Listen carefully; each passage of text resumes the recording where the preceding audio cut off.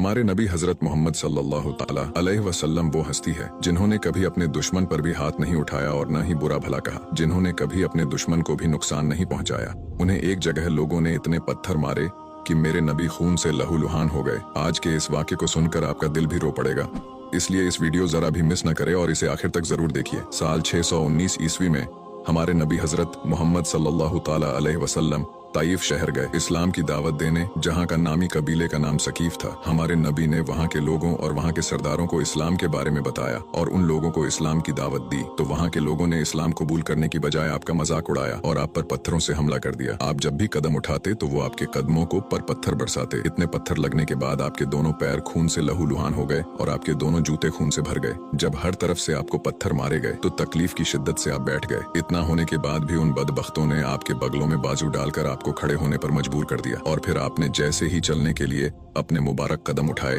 तो उन बदबख्तों ने फिर से आप पर पत्थर बरसाए।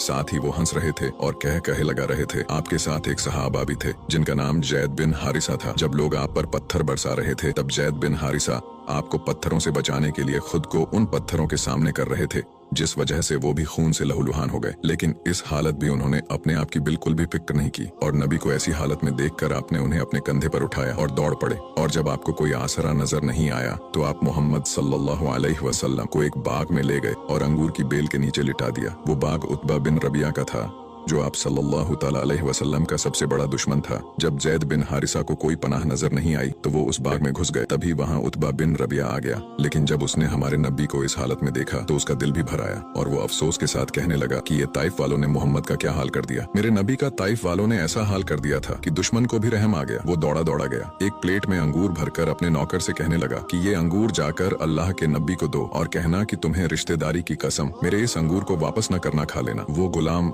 जिसका नाम अद्दास था वो आपकी खिदमत में अंगूर लेकर आया तो आपने एक अंगूर उठाया और बिस्मिल्लाह पढ़कर खा लिया। तो वो गुलाम कहने लगा कि ये लफ्ज तो यहाँ के लोग नहीं बोलते। तो आपने पूछा कि तू कहाँ का है? वो कहने लगा कि मैं नीनवे का रहने वाला हूँ। तो आपने कहा कि अच्छा, तुम मेरे भाई यूनुस अलैहिस्सलाम के शहर से हो? तो वो गुलाम कहने लगा कि आपको यूनुस अलैहिस्सलाम के बारे में कैसे पता? तो मेरे नबी ने फरमाया कि वो भी अल्लाह के नबी थे और मैं भी अल्लाह का नबी हूँ।